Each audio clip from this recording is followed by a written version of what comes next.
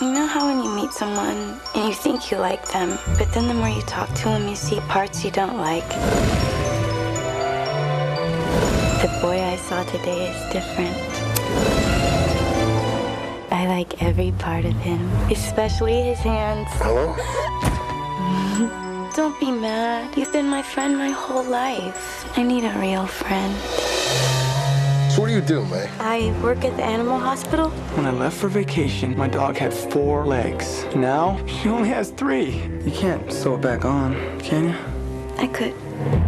Oh, you crazy bitch! Actually, I kind of liked it. Does this stuff freak you out? Nothing freaks me out. Jeez, you're a nasty little thing, aren't you? You don't think I'm weird? Whoa, Jesus Christ! Do you feel weird doing this? Oh, God, I'm bleeding. I know. This is weird. You like weird. Not that weird. Lionsgate Films presents. I'm sorry things didn't work out between us. I'm not gonna be your friend. Rick! Shut up! If you can't find a friend, make one. The story of a girl What you reading about? Amputation.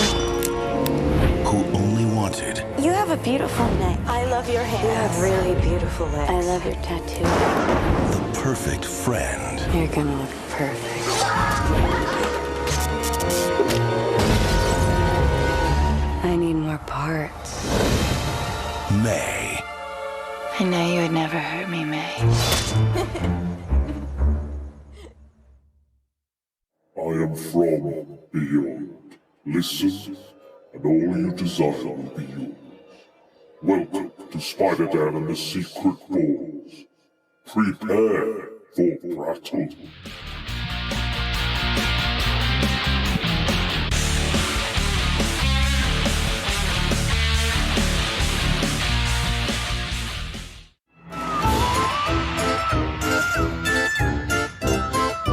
Shock-Phobia Fest.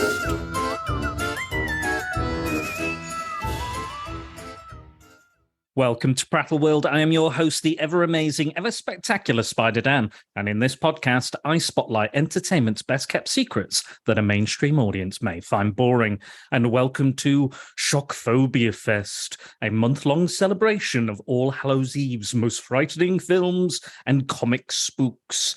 And I have the originator of Shock-Phobia Fest back once again. She wasn't here last year, but she's back to celebrate a very underseen, underrated film, which is Carrie meets Frankenstein, set around Halloween, and it is May in October. So I'd like to welcome back Roisin. How are you, Roisin? Hello, I'm good, thank you. Thank you for having me back. Anytime. You're one of my favorite guests, one of my most popular as well. Thank you. How have you been? I'm very good. I'm enjoying all of the Halloween-y stuff that we've been doing. Our last episode was on a comic book prequel to Trick or Treat, the film. Wow. Yeah. You'll have to listen to that. It's a really good little comic. It's another like anthology, but it's like instead of one night on Halloween, it's all over the different. Yeah. It's kind of introducing the America to the Irish tradition of Halloween and everything. So yeah, great. And yourself? We started shopping for Halloween stuff in June. I know you're a fan. In previous years, when we go to TK Maxx, we went in October. Everything had sold out. The year after, we went in September, there was like a candle, just something broken. TK Maxx are actually quite bad for continuing to try and sell things at the original price, even though like half of it's missing. And basically, we've come to the conclusion that they actually start selling Halloween things at the end of June. Right. So we've been going every few weeks and just buying a little something just to add to the collection. It's probably the only like collectible thing I collect. I don't know. But yeah, so I've put a ban on now. I'm not allowed to spend any more money. I've had my lot. Yeah, I had my first pumpkin spice flavoured coffee thing today. So, yeah.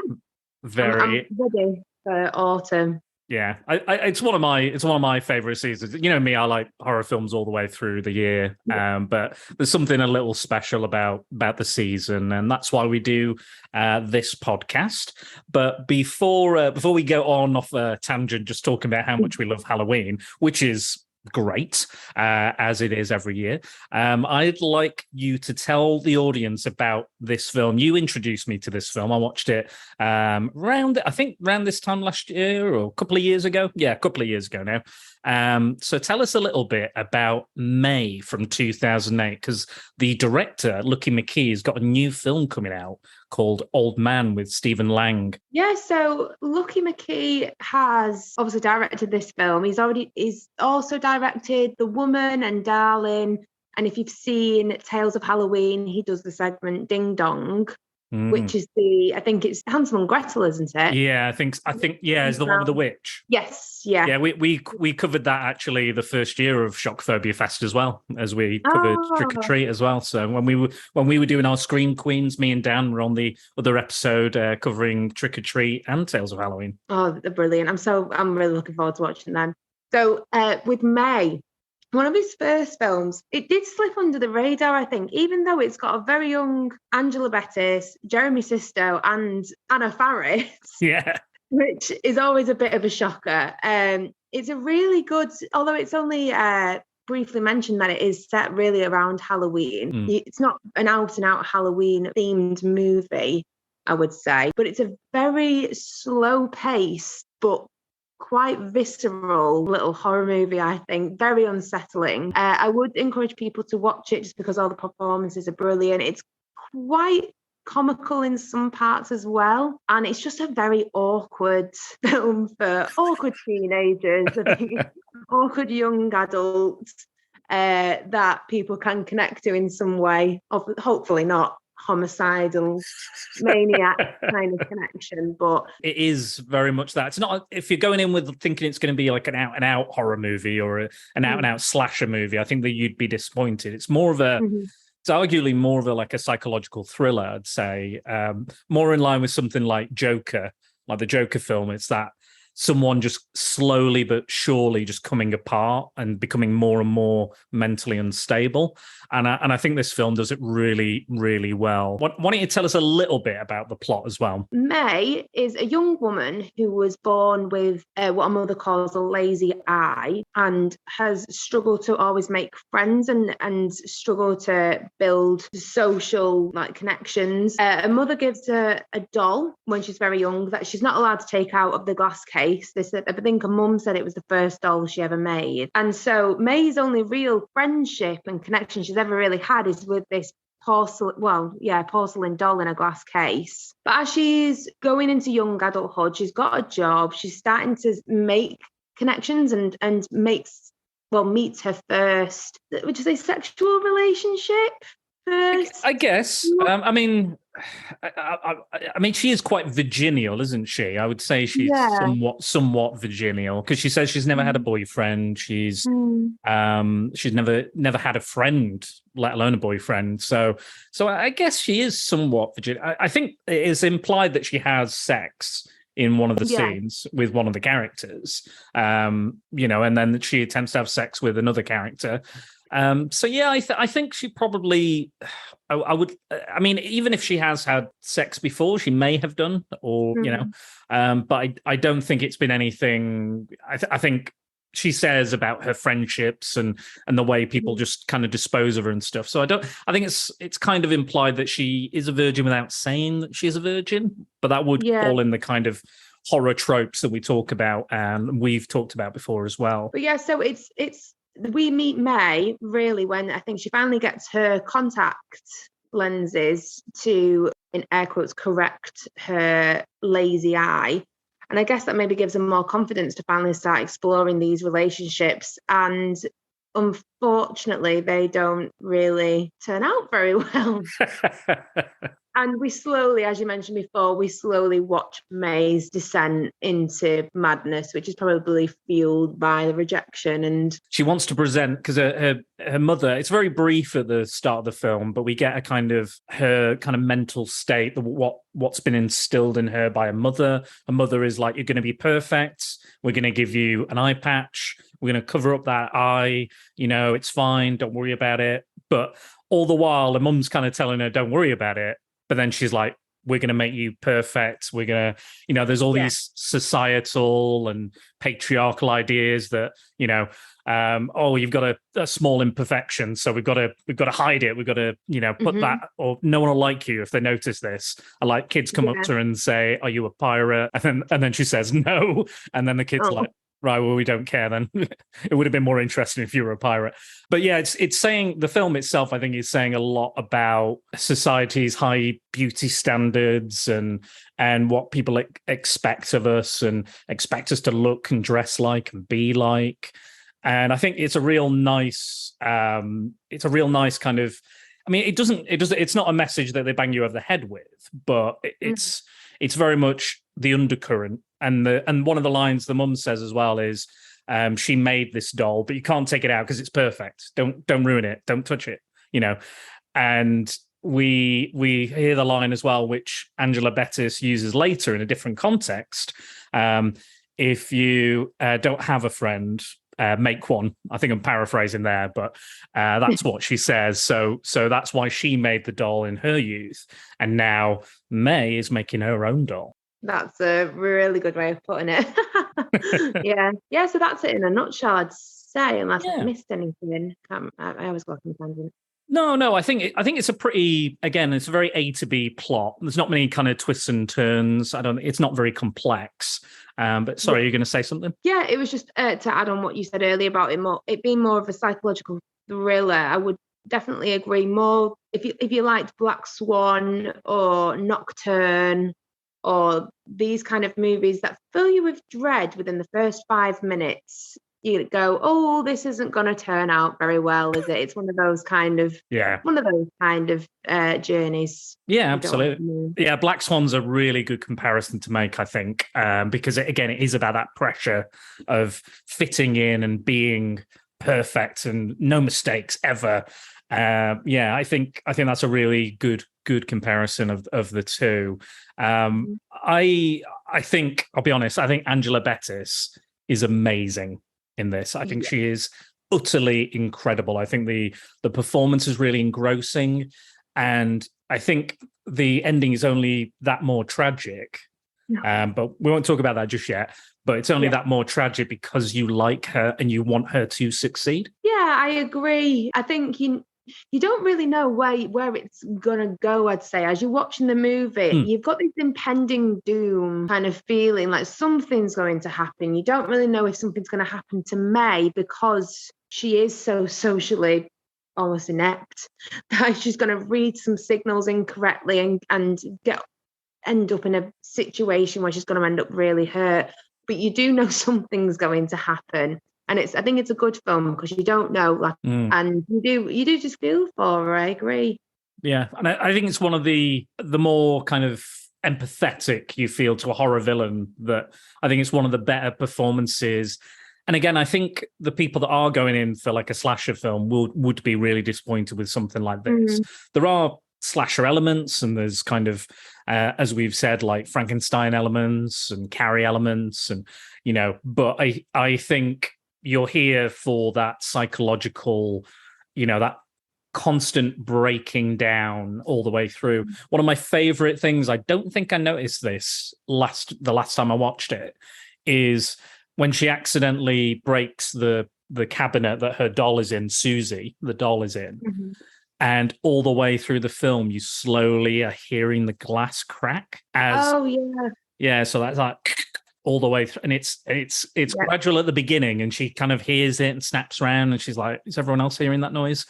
And obviously her growing mental instability is linked to the glass case that Susie is in, and when that breaks, that's game over, basically. I think when you get to that scene in the film with the children and the glass, you go, oh, here we go. This Yeah. is when everything's gonna kick off. And you feel all these instances. She's not really caused them. She's not really, she's not actively. She just wants a friend, and a totally human thing, and we all understand that, and we all want to, impress people or get them to like us in some form, I guess, deep down, and we see that, but she's never actively doing anything to cause harm, really.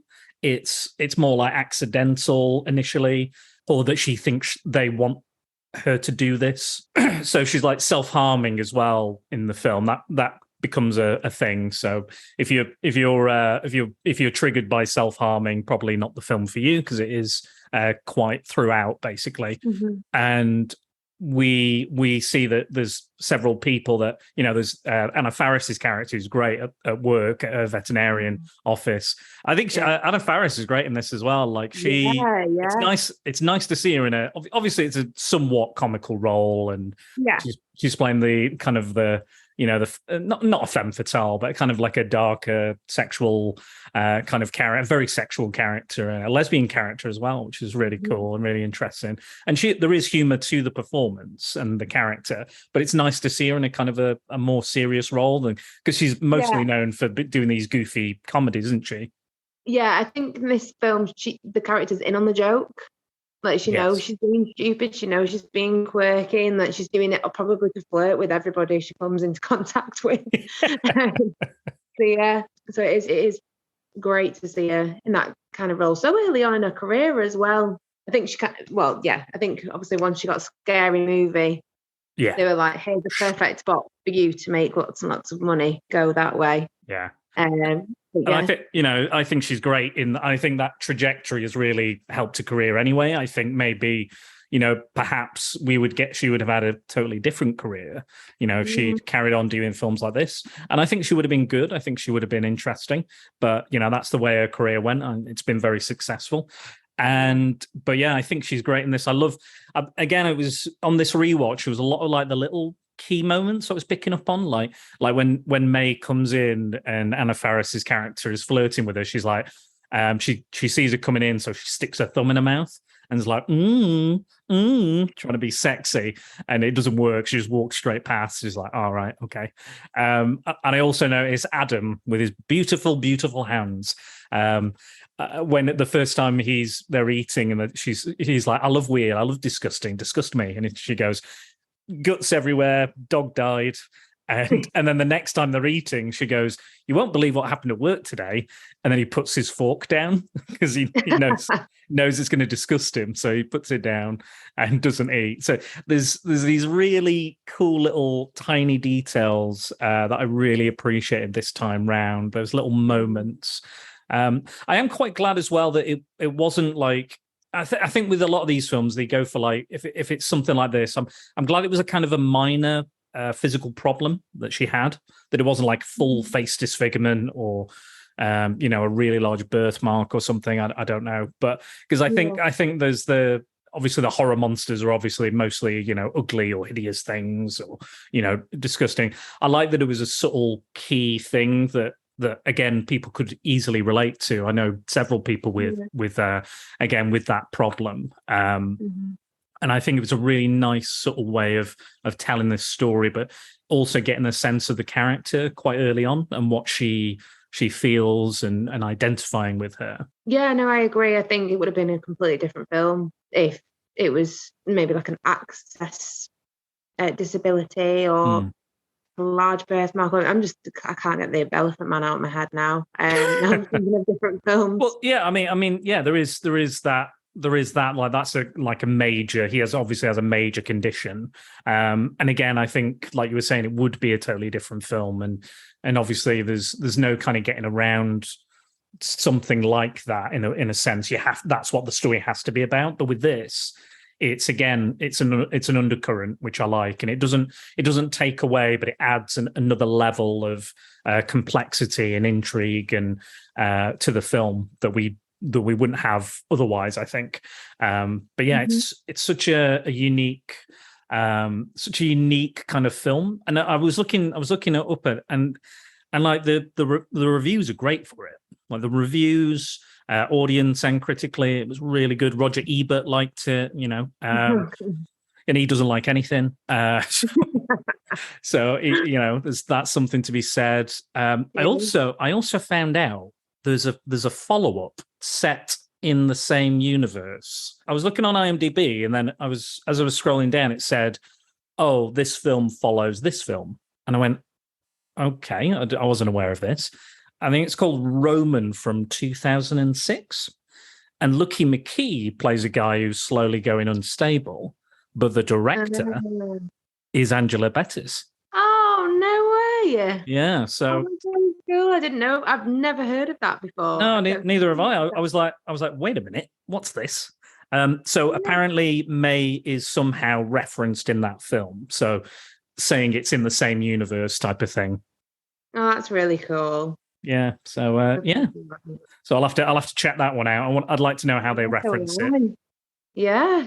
See how good Lucky McKee is at acting. I don't think I've seen that in anything. So I'll check that out. Thank you. Yeah, definitely.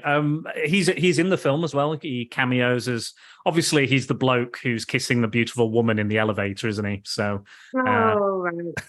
So yeah, of course the director's going to give him that role, isn't he? I do enjoy seeing it. Is mostly horror directors, I think, that off the top of my head, but maybe it's because I watch horror films the most. But that I see directors cameoing in the films like Stephen King or Eli Roth. T. West, I'm trying to think if he's cameoed. He does a lot in the horror community. Like he'll direct his own films, but then act in other, like his friends' films and that kind of thing. I do see horror directors in their own films quite a lot. Oh yeah, they're usually full. There's full of them, like Mitch Garris or John Landis, or tons. There's always some popping up. Joe Dante. I think Joe Dante fills his films like The Howling has Roger Corman in, and loads of other Jonathan Kaplan and some other characters as well. Some other either writers, directors, actors, you name it. But I think that just goes to show how much love there is and camaraderie in the horror community and in the horror films in general as well. Have you seen his other work, Lucky McKee? Because I don't think I have. How would you? What does he do best? Would you say? What I was mentioning before about you're not sure which way the film's going to go. Like there's a fork in the road. It can either go down this way or go down that way. Like with the woman. I mean, it has been so long since I watched, probably like 8 years ago when I saw that one. You know something bad's going to happen. You know something is going to happen to the main character, but whether they're going to be the antagonist or the protagonist, you can't really tell. It's going to hit a fork in the road, and he doesn't really give too much away about which road this main character is going to go down. Definitely with the woman. I'm trying to think of the ding dong segment in Tales of Halloween as well. Yeah, I think she's see that ending coming. Yeah, I really enjoyed that segment. I think I confused it with another segment which I didn't like so much. But that when you mentioned like the witch and them coming to the doors and the children, like all the arms grow out and everything. Starting to think. Oh no, I'm starting to worry now. That's not. I think it's the other one. Okay. Well, if it was, it's not his best work, but I love this.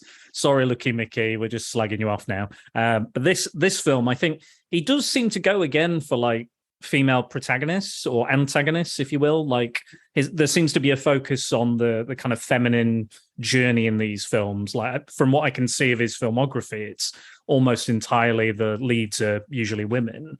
Do you think this one is there a feminist message within this film, do you think? Probably the pressure's put on women, like you said, to look a certain way and act a certain way. And like you said, your mum said, there's nothing wrong with you, but we're going to hide it. Yeah. You are, I love you, you're beautiful, but not enough for everyone else.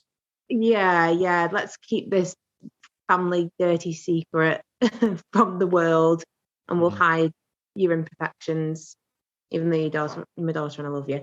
Yeah. I think there's a lot of these stories now, like Disney are doing it a lot with the kind of generational trauma as well. Like we're seeing a lot of kind of the trauma is being passed down and the insecurities are being passed down and passed on to the children. And and the pressure and the things that are put on. And I think that's what this film does really well.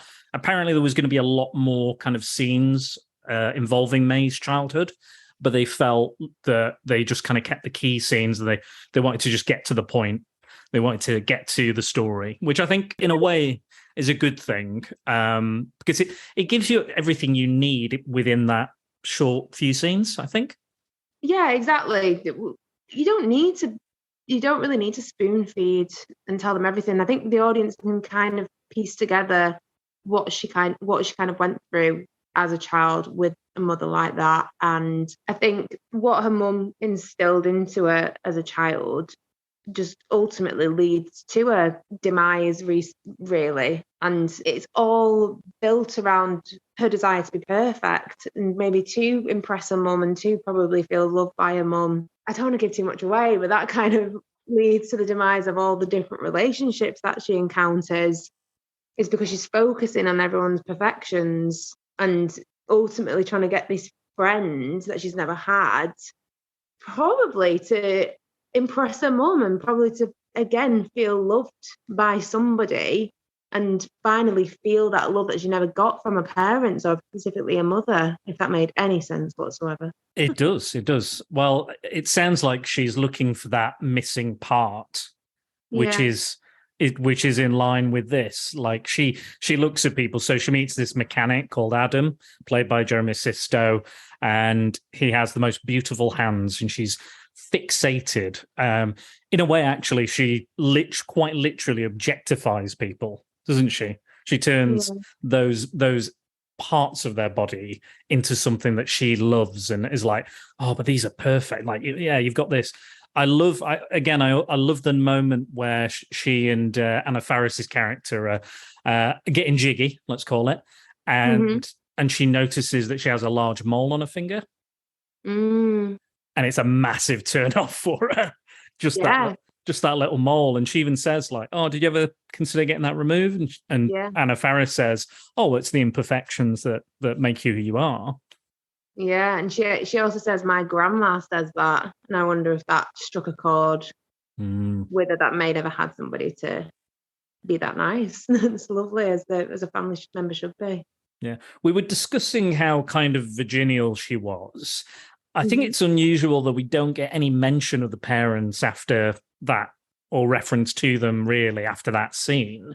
Do you think they're alive? Do you think maybe May killed them because of the pressures that were piling on? Ooh, I don't know, actually. I don't know. I don't know if I'd go so far as to say she killed them, or maybe she just doesn't speak to them anymore. They might ring her up on Thanksgiving. Yeah. Oh, you can remember Christmas. So-and-so's going to be there. You have to show your face. You have to show that everything's fine, essentially.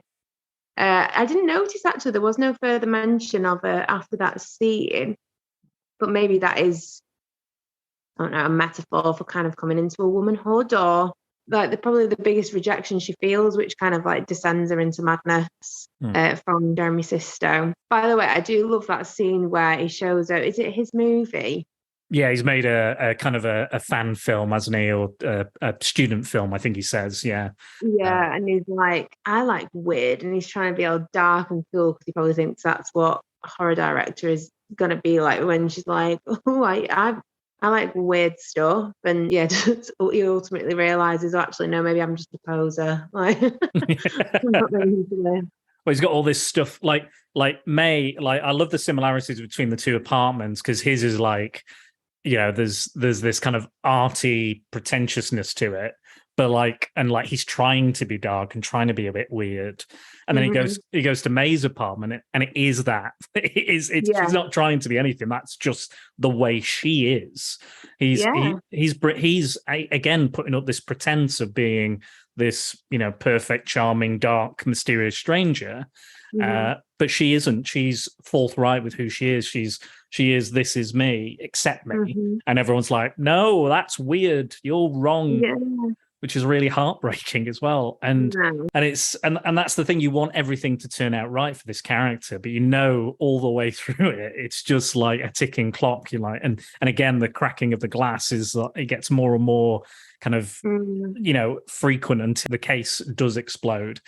And then after that, so you were talking about the scene with the children.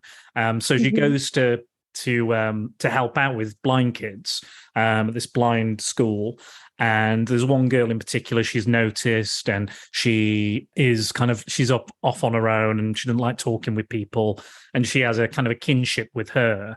And then she brings in the doll, and unfortunately there's a bit of pulling and argy-bargy, and the glass breaks, and it goes on the floor, and they're like, oh, great, we can play with the doll. It's come out of the case now.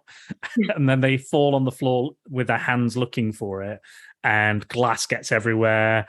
It goes in May's eyes. It's really, and this, it's arguably the most heartbreaking moment, because you're just like, yeah, there's no turning back now. This is just. Yeah. I was wondering, because we're first introduced to the blind kids out in the park, and I wonder if it's because the first time she sees them is with the guy that she likes, that she opts to volunteer there.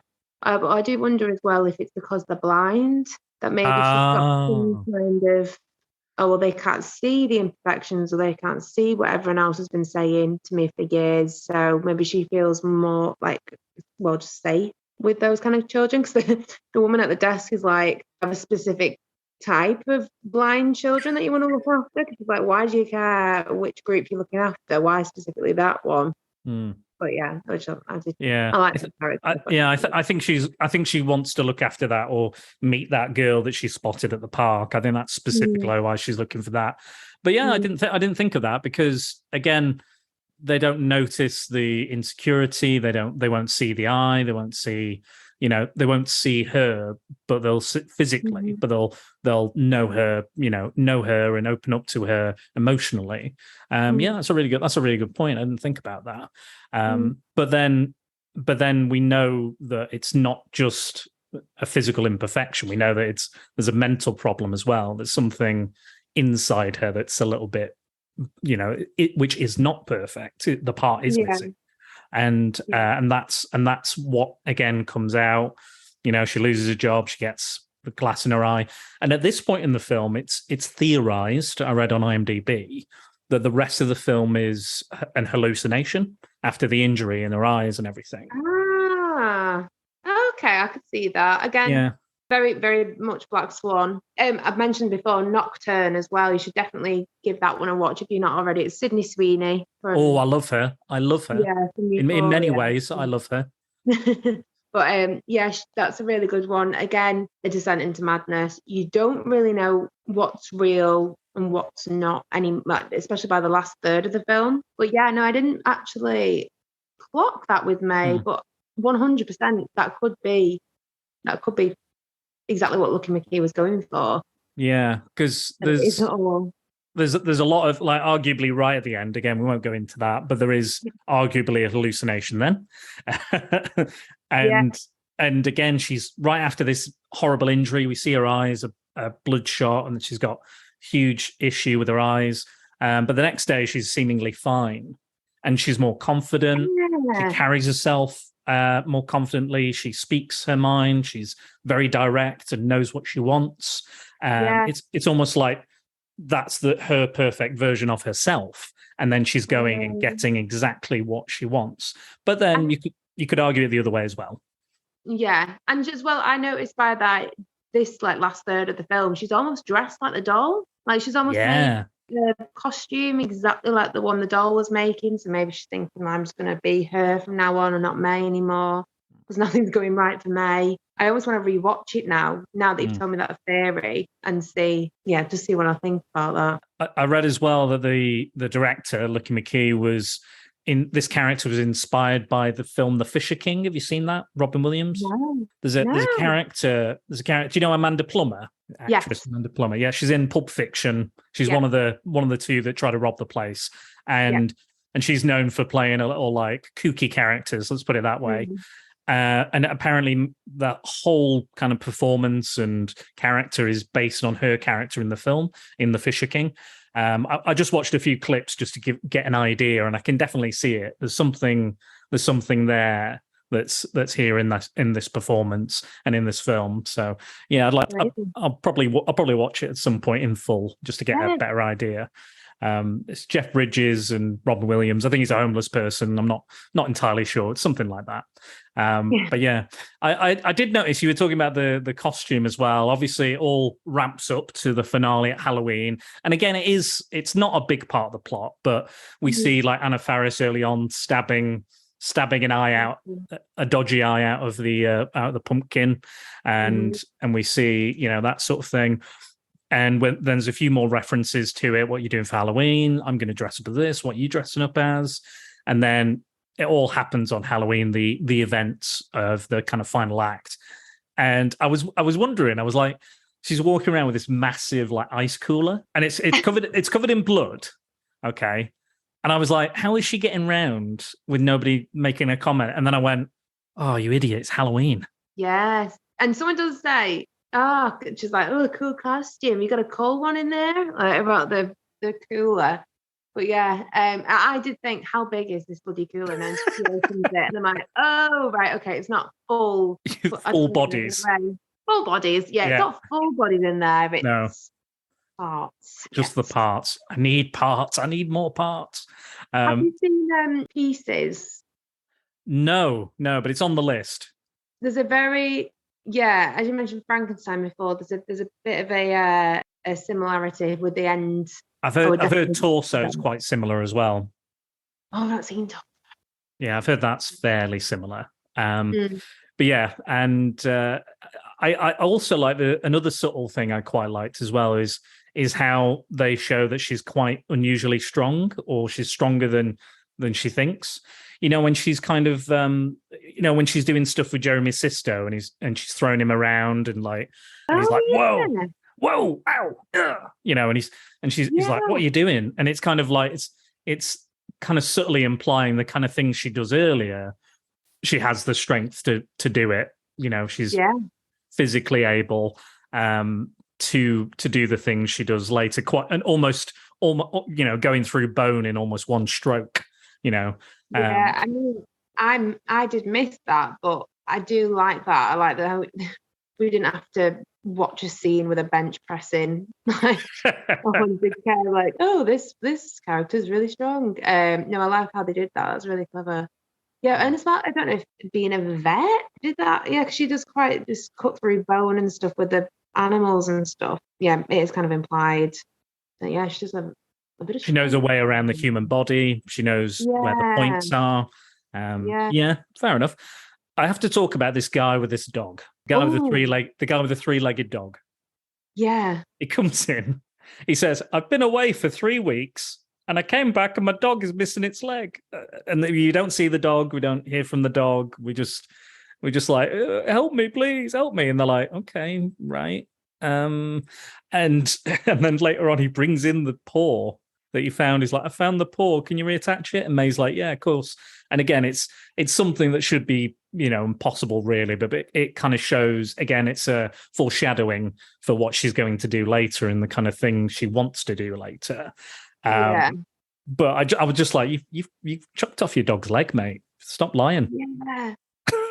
That was a bit of just a weird kind of scene where I'm like, is this a cheese dream? Like, what's actually going on? But maybe a bit of a nod to what is actually reality, or like you said, is this in her head, or did she find this leg somewhere? I don't know. Was that guy even real? Because you kind of go, well, what have you done? Yeah. How have you done that to your poor dog? It's a very bizarre scene, I will give you that. It was just so out of place. And I was just like, kind of funny, but also like, I don't know if maybe there was another scene with him like that kind of completed the story, but that maybe got what? Yeah, I think maybe so. But they were just like, we're going to be really weird and just pop that in but it does fit with that kind of dark humor, that black humor tone. I really enjoy when she's trying to be sexy as well. Angela Bettis is trying to be sexy, and she's kind of awkwardly doing all these sexy poses and things. That's just for Roisin's benefit, me doing all the poses. No one's going to see this. But yeah, I love that she's, again, like, it's playing up to that stereotype or that perceived, what is sexy. in society. Like she thinks, oh, I've got to pose and do all this. But actually he's like, no, I like you for you, until he doesn't. Yeah. I wonder if she's trying to mirror Anna Faris's character at all. I'd like to go and rewatch that and just see if she does copy anything that Anna Faris does, because Anna Faris is so blatantly flirting with her all the whole way through the film. Yeah, she doesn't suck her thumb, does she? Doesn't she bite his thumb? Yeah, so there's a scene where they finally get close enough together. Like she meets him and is fondling his hands while he's asleep, and he's like, she's like, oh God, I really like your hands, bye. And then she meets him a couple more times, and we get to a point where they're comfortable with each other, that they go to have sex, and they've just watched the film that you're talking about, and the student film that Sisto's made, Adam's made, is basically a couple in a picnic, having a picnic, and they just start eating each other like cannibals. And they go and have sex, and then she bites his lip, and then he starts bleeding everywhere. And then she starts kind of like rubbing it on herself and like, in her hair and everything. And he's like, what are you doing? She's like, I'm being weird. You like weird. He's like, not that fucking weird. Yeah. And then he kind of goes, because it was like, she's like, no, come on. And she rubs it in his hands as well. And I love that every time she speaks to him, she always kind of just, she's glancing at the hands every time they meet. Yeah. Like she's looking, like the same with all the characters. She's like on that perfect bit. Even when she meets Anna Faris's new girlfriend, she's like, oh, nice gams. Nice gams. Oh, I said to myself, I wanted to check this out. I wanted to find out when Ginger Snaps came out and when this came out, because there's the scene in the kitchen with the milk and the blood, and I was like, hang on a second. Oh shit, yeah. Ginger Snaps. But yeah, it just made me think, I wonder which one came out first. I will say that on the IMDb, when I was scrolling down, when I found that other film, it was the first film that was like, some films you also might like, was Ginger Snaps. And I can definitely see, yeah, I can definitely see some links. So Ginger Snaps came out 2000, and then this came out 2 years later. So this is, So we covered that on Shock-Phobia Fest as well with Nathan and Hannah. So that was 20 years old, and this film is 20 years old this year. Yeah. So there you go. But I don't think Angela Bettis has aged a day. I watched her in a film the other week, a few months ago, called Something of the Ozarks for the Grimfest podcast, and she's great in it. She's fantastic. She got a very small role, but she's good. Yeah. I first saw her in I think it was the TV movie of Carrie.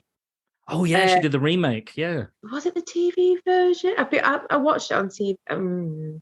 Yeah, I feel like it was a TV movie version. Made for TV film sort of thing. Yeah. But perfectly cast. And she's literally looked the same for 20 years. It's crazy. She's brilliant as well. Which one? Girl Interrupted. She's only got a very small part, with Winona Ryder and. Oh God, yeah! What a great movie. Yeah, very small role, but she's fantastic. Yeah, I think everybody's fucking great in that film, to be honest. Oh God. They should have like an Oscar for like ensemble. That one's so good, so good.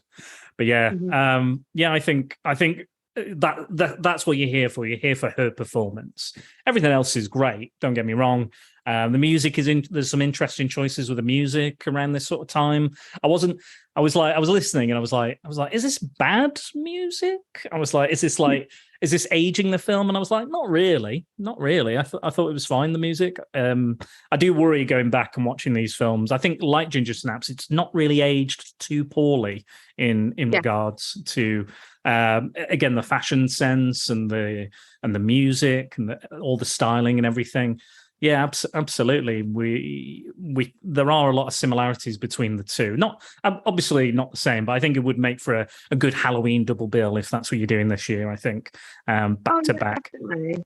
It's very like a macabre, psychological thriller. Yeah, definitely a good double bill. And again, it's that story of like a woman coming into her own, and hell hath no fury like a woman scorned, that sort of thing. That's the tagline of Lucky McKee's The Woman. Right. There we go. It's all linked. It's all linking together. But yeah, we've talked about it before. There's this kind of there's a kind of a theme where women are embracing their femininity and embracing their power, feminine power, and that is terrifying to obviously the patriarchy in the male world. And this kind of fits in with that as well. Like, we see that she doesn't really give a fuck anymore. She's not going to subscribe to that way of thinking. She just goes, no, I know what I want. I know what I'm going to achieve. I know how to do it. And I'm going to do it. And yeah, I thought it's again, won't spoil the ending, but I think it's a really, really interesting character study. I think that's the best way to describe it. It's a character study. And it's magnificent. I think it's a really solid film. Again, don't go in expecting Halloween or something like that, but in general, I think it's a solid film. If you have to kind of sum it up, let's say, this film, how would you describe it? What would you say about it? What would you say to convince someone to watch it? Again, it's underrated, it's obscure, but it's won awards. It's gone everywhere. It's been on streaming. It's been on DVD. I'm pretty sure it's on Blu-ray. What would you say to someone who likes horror, who has watched Ginger Snaps, let's say? How would you convince them to watch this? You have to watch this film for the performances. It's completely underrated, almost like a little hidden gem, and it's set on Halloween night, and not many people know that. So you can watch it on your countdown to Halloween marathons that you do. Get May on there. It's a slow burner, but the payoff at the end, the last third of the movie, is worth it. It's fantastic. And as you said, a great character study and a cool horror villain horror. I mean, you famously said to me, you were like, the kids in Carrie deserved it. Do you think that do you think the people in this deserved it? I don't know. Like when you were saying, like, I do like how she is unapologetically. She's like, I don't care anymore. It's like, yeah, within reason. Like, Gams was a bit of a bitch, but I don't think she deserved that. Well, even in Halloween, they dress her up like the stereotypical cheerleader, like in a horror film, and they're usually the kind of the bitch characters, aren't they? They're cheerleaders.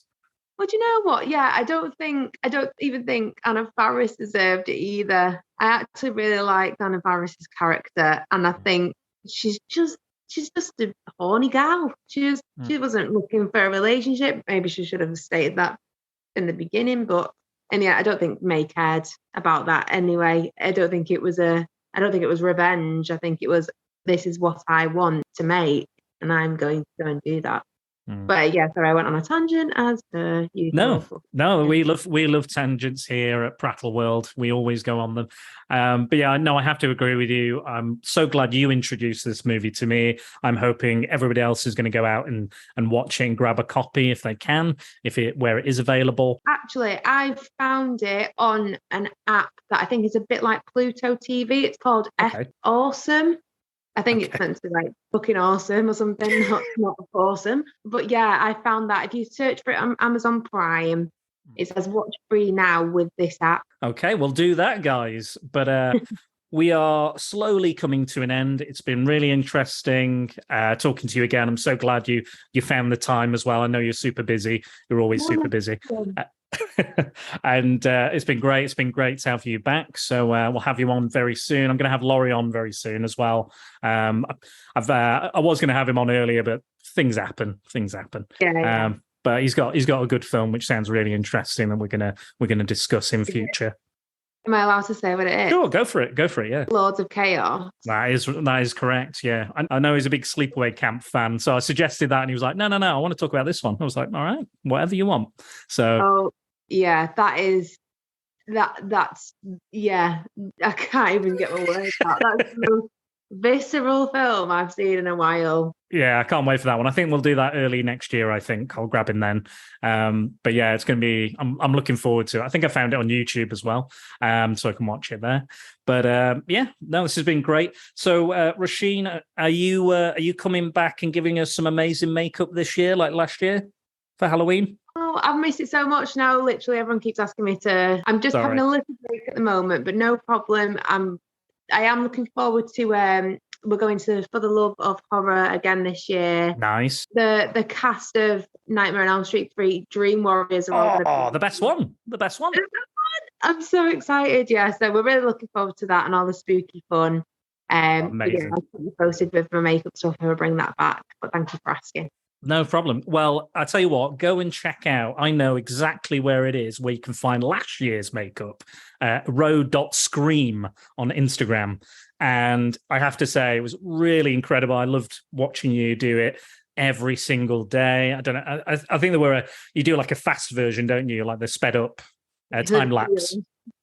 Yeah, you do like a time lapse version of it, and it's incredible what you do. It's amazing, and you manage to pull out all these different films and do something totally unique and really interesting. So go check that out. But you're also on there, and your actor profile is on there, and you're on Twitter as well. Where can people find you? Yeah, head to row.scream. That's where you can find all the different links to my social media multiverses.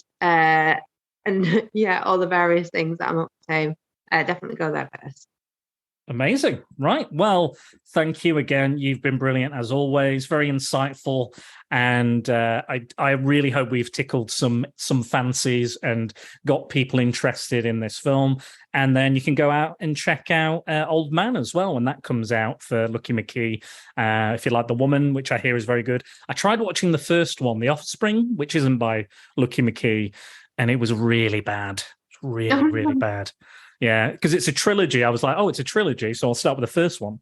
And it was like, nah. Oh, right. Yeah. So The Woman is the sequel. And I think a lot of people don't know that, but then it's probably best they don't. It's probably just start with that one, I think.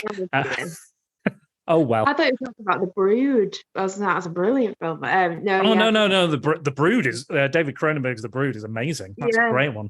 Yeah, don't get that confused with Offspring. It's just called Offspring, not the band, and not The Offspring, which is a Vincent Price film. But it's all complicated. It's all confusing. Just go and watch The Woman, The Old Man, and definitely watch May. You can find me at Facebook. It's at Secret Balls. Twitter, it's at Dan_Balls. Instagram, Spider Dan Secret Balls. Review, like, share, subscribe, comment, and etc. And don't forget to use the hashtag #PrepareForPrattle when you interact with us. If you want to join the Prattalion and to be briefed in full on the Secret Balls, swing over to Prattle World at www.spiderdanandthesecretballs.com. I'd like to thank my patrons on Patreon. I am Jax Musing, Simon Cotton, Paul Meller, Max Burns, Scott Hodgson, Mike Burton, Angry Andy, Tonya Todd, and Tony Farina. So many now. I have to do it all in one breath. But thank you again for your continuing donations. It is all very much appreciated and helps Prattle World keep on turning. And if you ever find yourself in a position to help the podcast, please consider it. So that is it for Shock-Phobia Fest this week. But next week, Rhea Carrigan is coming back and Tonya Todd to talk the cult classic that is The Crow. Bye.